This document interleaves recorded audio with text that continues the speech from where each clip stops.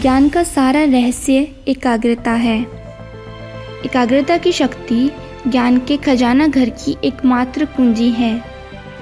योगियों ने एक अच्छे हल का दावा किया है। उनका दावा है कि मन की एकाग्रता के द्वारा ब्रह्मांड के सभी सत्य मन को प्रकट हो जाते हैं, सभी बाहरी और आंतरिक सत्य। ज्ञान का एकमात्र तरीका है शारीरिक, मानसिक और आध्यात्मिक सभी स्तर पर एकाग्रता, और कई में एक की खोज करने में मन की शक्तियों को एकाग्र करना, इसे ही ज्ञान कहते हैं। हम दावा करते हैं कि मन की शक्तियों की एकाग्रता ज्ञान के लिए एकमात्र रास्ता है। बाहरी विज्ञान में मन की एकाग्रता उसे किसी बाह्य चीज पर केंद्रित करना है, और आंतरिक विज्ञान में यह उसे स्वयं की तरफ मोड़ना है। हम इस मन की एकाग्रता को योग कहते हैं। मन की विभिन्न वस्तुओं तक ले जाता है, सभी प्रकार की चीज़ों पर दौड़ता है। यही निम्न स्तर है।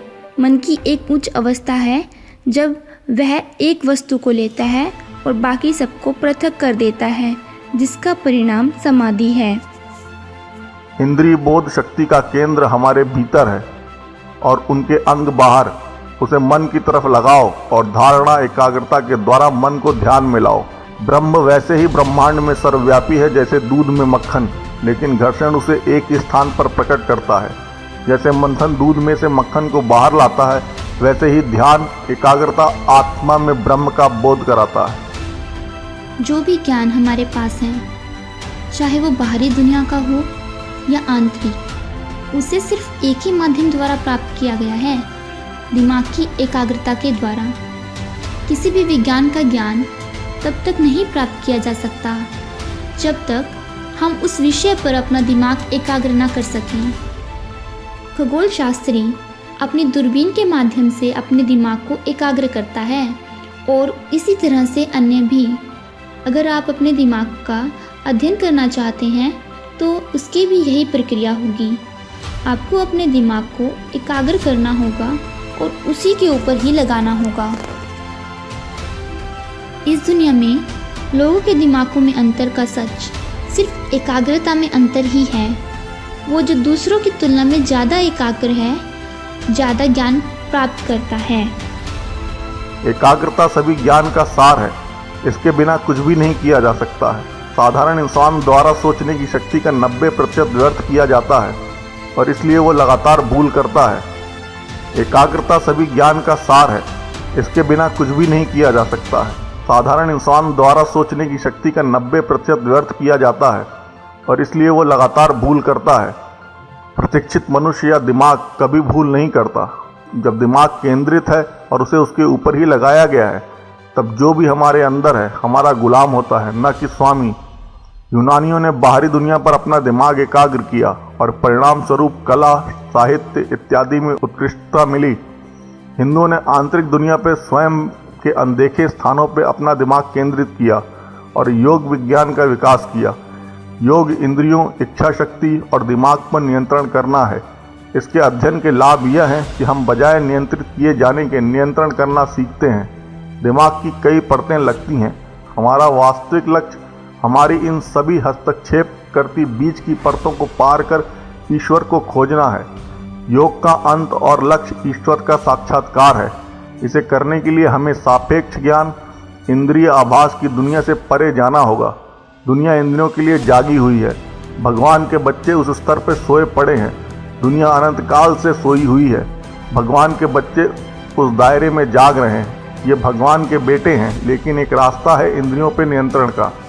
उसे देखना जो ब्रह्मांड की सच्चाई है, और उसके बाद ही हम वास्तव में हमारी इंद्रियों को जीत सकते हैं। एकाग्रता जाहिर है विभिन्न स्रोतों से आती है। इंद्रियों के माध्यम से आप एकाग्रता प्राप्त कर सकते हैं। कुछ लोग इसे पाते हैं जब वे सुंदर संगीत सुनते हैं, दूसरे तब जब वो कोई मनोरथ दृश्य देखते हैं। कुछ एकाग्र होते हैं कांटों के नुकीली लोहे की कीलों के बिस्तर पर सोकर, दूसरे नुकीले कंकड़ों पर बैठकर। ये असाधारण मामले हैं जिनमें सबसे अवैज्ञानिक तरीकों का उपयोग हुआ है। वैज्ञानिक प्रक्रिया धीरे धीरे मन का प्रशिक्षण है। मन की शक्तियों की एकाग्रता भगवान के साक्षात्कार में हमें मदद करने के लिए एकमात्र साधन है। अगर आप एक आत्मा अपनी आत्मा को जानते हैं तो आप सभी आत्माओं, अतीत, वर्तमान और आने वाली को जानते हैं। इच्छा मन को एकाग्र करती है। कुछ चीज़ें इस इच्छा को नियंत्रित और उत्तेजित करती हैं, जैसे कि कोई कारण, प्रेम, भक्ति, विश्वास। एकाग्र मन एक दीपक है जो हमें आत्मा के हर कोने को दिखाता है। हम सभी का मन किसी न किसी समय पर एकाग्र हो जाता है। हम सभी उन चीज़ों पर एकाग्र होते हैं जिन्हें हम प्रेम करते हैं, और हम उन चीज़ों से प्रेम करते हैं जिनके ऊपर हम अपने मन को एकाग्र करते हैं। कौन सी माँ है जो अपने साधारण दिखने वाले घरेलू बच्चे के चेहरे से प्रेम नहीं करती? वो चेहरा उसके लिए दुनिया में सबसे सुंदर है। वह उससे प्रेम करती है क्योंकि उसने उसके ऊपर अपने मन को एकाग्र किया है। और अगर हर एक उसी चेहरे पर अपने ध्यान को एकाग्र कर सके, हर एक उससे प्रेम करेगा, वह सभी के लिए सबसे सुंदर चेहरा होगा। हम सभी अपने दिमाग को उन चीज़ों पे एकाग्र करते हैं जिन्हें हम प्रेम करते हैं। जब हम सुंदर संगीत सुनते हैं, हमारा मन उससे चिपक जाता है और हम उसे उस पर से हटा नहीं पाते। जो अपने मन को, जिसे आप शास्त्रीय संगीत कहते हैं, पर एकाग्र करते हैं, साधारण संगीत नहीं पसंद करते, और इसका उल्टा भी सत्य है। संगीत जिसमें सुर ताल जल्दी जल्दी एक के बाद एक बदलते हैं, आसानी से मन को एकाग्र कर लेते हैं। एक बच्चा जीवन संगीत से प्रेम करता है क्योंकि सुर ताल का तेजी से बदलना मन को भटकने के लिए कोई मौका नहीं देता। एक आदमी जो आम संगीत पसंद करता है, शास्त्रीय संगीत नापसंद करता है क्योंकि वह अधिक जटिल होता है और उसे समझने के लिए बड़ी मात्रा में एकाग्रता की आवश्यकता होती है। ऐसी एकाग्रता के साथ बड़ी समस्या ये है कि हम मन को नियंत्रित नहीं करते, वो हमें नियंत्रित करता है। हमसे बाहर की कोई चीज़, क्योंकि वह है, मन को उसमें खींचती है और तब तक उसमें पकड़े रखती है जब तक वो चाहती है। हम मधुर स्वर सुनते हैं या एक सुंदर चित्रकारी देखते हैं और मन बड़ी तेज़ी से उस पे अटक जाता है। हम उसे हटा नहीं सकते।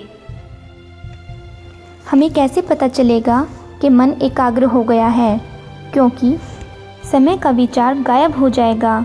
जितना अधिक समय बिना पता चले गुजर जाएगा, उतना अधिक हम एकाग्र होंगे। आम जीवन में हम देखते हैं कि हम समय का कोई ध्यान नहीं रखते हैं। जब हमारी एक किताब में रुचि होती है और जब हम उस पुस्तक को छोड़ते हैं, अक्सर हमें आश्चर्य होता है कि कितने घंटे बीत चुके हैं। सभी समय की एक वर्तमान में रुकने की प्रवृत्ति होती है। तो परिभाषा दी गई है, जब अतीत और वर्तमान आते हैं और एक हो जाते हैं, उस मन को एकाग्र कहा जाता है। कैसे दुनिया में सभी ज्ञान को प्राप्त किया गया है, अगर मन की शक्तियों की एकाग्रता से नहीं, प्रकृति अपने रहस्यों को खोलने के लिए तैयार है। अगर हमें सिर्फ ये पता है कि दस्तक कैसे देते हैं, उसे आवश्यक झटका कैसे देते हैं, झटके की शक्ति और बल एकाग्रता के माध्यम से आते हैं। मानव मन के शक्तियों की कोई सीमा नहीं है। जितना अधिक वो एकाग्र होगा, उतना अधिक एक बिंदु पर शक्तियों को केंद्रित किया जाएगा। यही रहस्य है। बाहरी चीज़ों पर ध्यान केंद्रित करना आसान है। मन स्वाभाविक रूप से बाहर चला जाता है, लेकिन ऐसा नहीं होता। धर्म या मनोविज्ञान या तत्वमीमांसा के मामले में जहाँ विषय और वस्तु एक ही है और उसकी मन का अध्ययन करने के लिए ही आवश्यकता है, मन ही मन का अध्ययन कर रहा है। हम जानते हैं कि मन की एक शक्ति है जिसे प्रतिबिंबन कहते हैं।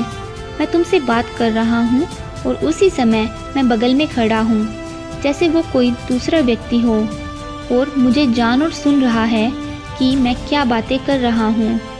आप एक ही समय में काम करते हैं और साथ साथ सोचते हैं, जबकि आपके दिमाग का एक हिस्सा बगल में खड़ा ये देखता है कि आप क्या सोच रहे हैं। मन की शक्तियों को एकाग्र किया जाना चाहिए और उसे उसके ही ऊपर लगाया जाना चाहिए। और जैसे अंधकार में जगह सूर्य की भेदती किरणों के सामने अपने रहस्य खोल देती है, वैसे ही ये एकाग्र मन अपने अंतरतम रहस्यों को भेद देता है। इस प्रकार हम विश्वास और वास्तविक धर्म पर आ जाएंगे। हम खुद के लिए समझ जाएंगे कि क्या हम आत्मा हैं, जीवन 5 मिनट का है या अनंत काल का है, क्या ब्रह्मांड में एक भगवान है या और भी। ये सभी रहस्य हमारे सामने खुल जाएंगे। यही है जो राजयोग सिखाने का प्रस्ताव रखता है। इसकी सभी शिक्षा का लक्ष्य मन को कैसे एकाग्र करें हैं। फिर हमारे खुद के दिमाग के अंतरतम गुप्त स्थानों को कैसे खोजें, फिर कैसे उसे सामग्री का समानीकरण करें और उससे हमारे अपने निष्कर्ष प्राप्त करें। वो इसलिए कभी ये प्रश्न नहीं पूछता कि आपका धर्म क्या है, आप आस्तिक हैं कि नास्तिक, ईसाई, यहूदी या बौद्ध हैं। हम मनुष्य हैं, यही पर्याप्त है। सभी मनुष्य के पास धर्म की खोज का अधिकार और सामर्थ्य है। सभी मनुष्य के पास पूछने की क्यों और उसके प्रश्न का उत्तर खुद दिए जाने का अधिकार है, अगर वह केवल कष्ट करता है। अब सवाल यह है कि क्या एकाग्रता को विकसित किया जा सकता है और क्या हम इसके स्वामी बन सकते हैं।